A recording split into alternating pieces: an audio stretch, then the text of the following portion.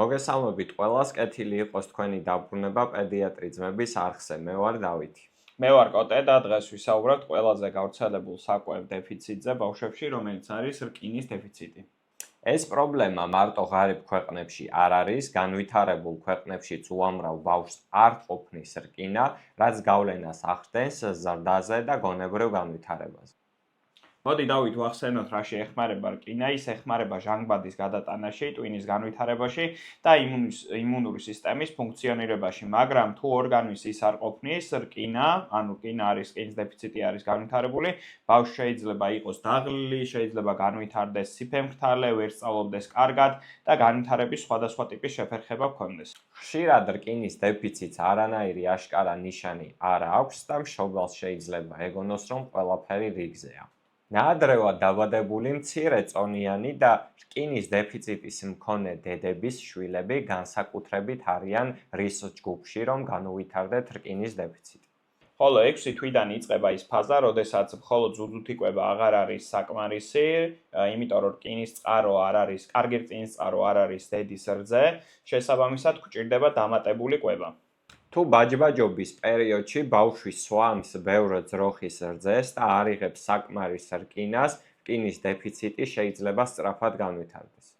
მოდი დავით ახლა განგაშის ნიშნებსაც შევეხოთ. განგაშის ნიშნები არის ფერმხრთალი კანი, დაღლილობა, გაღიზიანება, თუ არის ზრდის შეფერხება და ბავშვი თუ მიირთმევს არანუტრიენტული ღირებულებების ნივთიერებებს, ცარცს, მიწას და ასე შემდგომ, რასაც ჩვენ პიკას ვეძახით. მაგრამ ზოგჯერ არც ერთი სიმპტომი არ არის, სწორედ ამიტომ არის სკრინინგი აუცილებელი და მნიშვნელოვანი. რეკომენდებულია, რომ 12 თვის ასაკში ყველა ბავშვს ჩაუტარდეს სკრინინგი რკინაზე სისხლის საერთო ანალიზის დახმარებით, მაგრამ მაღალი რისკის მქონე ბავშვებში შეიძლება უფრო ადრეც იქნას სკრინინგი ჩატარებული სისხლის საერთო ანალიზის და დამატებითი ფერიტინის საშუალებით. თუ ჰემოგლობინის დონე დაბალია და რკინის მარაგიც დაქვეითებულია, ამ შემთხვევაში დიდი ალბათობით არის რკინადეფიციტური ანემია. ხშირად ამ დროს იწყება მკურნალობა და თუ რამოდენიმე კვირაში ჰემოგლობინი მოიმატებს, დიაგნოზი შეგვიძლია ვთქვათ, რომ არის დადასტურებული. დავით, მოდი ახლა მშობლებს აუხსნათ, თუ როგორ დავიცვათ ბავშვები რკინის დეფიციტისგან. პირველ რიგში მყარ საკვებზე გადასვლა უნდა მოხდეს დროულად, მაქსიმუმ 6 თვეზე.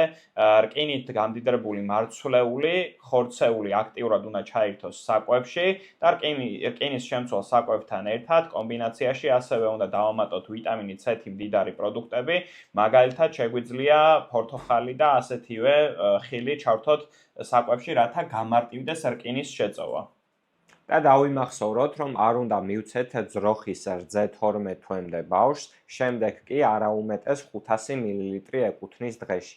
ბევრი ძროხის რძე დაიმახსოვრეთ, რომ უდრის დაბალ რკინას. თუ ბავშვს დაუდგინდება რკინა დეფიციტური ანემია, არ ინერვიულოთ, ეს პრობლემა არის მარტივად გადაჭრელი. კი, ჩვეულებრივად ამ დროს ვნიშნავთ რკინის სიროფს ან წვეთებს, რომელიც უნდა მივცეთ ჭამამდე მშიერ კუჭზე ან წვენთან ერთად. აქედან დაახლოებით 1 თვეში ვზომავთ, გაუმჯობესდა და თუ არა მდგომარეობა. მკურნალობა შეიძლება გაგრძელდეს დაახლოებით 3 თვე, რათა არა მარტო ჰემოგლობინი, არამედ რკინის მარაგიც გავზარდოთ ორგანიზმში. თუ მკურნალობაზე რეაქცია არ არის და ანემია, ასე ვთქვათ, ვერ განმკურნეთ, ამ დროს უნდა ვეძებოთ სხვა პრობლემა, მაგალითად, როგორც არის შინაგანი სისხლდენა, შეწოვის დარღვევები, ცელიაკია და სხვა დაავადებები შეიძლება იწვევდეს ამას, ან შეიძლება იყოს ჰემოგლობინოპათიები, როგორც არის მაგალითად თალასემია. სწორედ ამიტომ არის აუცილებელი მონიტორინგი და საჭიროების შემთხვევაში სპეციალისტთან გადამისამართება. რკინის დეფიციტი მხოლოდ სისხლს არ ეხება, მას შეუძლია ხელი შეუშალოს ბავშვის სწავლის უნარს, ზრდას, განვითარებას და დააზიანოს იმუნიტეტიც კი. ასევე ზოგიერთ კვლევაში მითითებულია, რომ რკინის დეფიციტი დაკავშირებულია ყურადღების დარღვევასთან, მოტორული განვითარების შეფერხებასთან და ასე შემდგომ.